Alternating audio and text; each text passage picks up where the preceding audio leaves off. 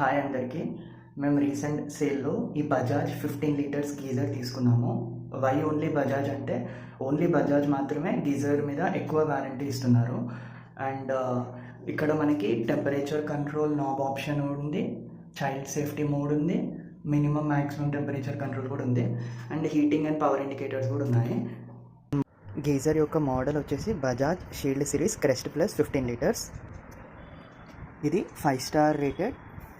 And ఈ ఒక్క model మీదనే బజాజ్ ప్రోడక్ట్ మీద 4 ఇయర్స్, హీటింగ్ ఎలిమెంట్ మీద 6 ఇయర్స్, ఇన్నర్ ట్యాంక్ మీద 10 ఇయర్స్ వారంటీ ఇస్తుంది.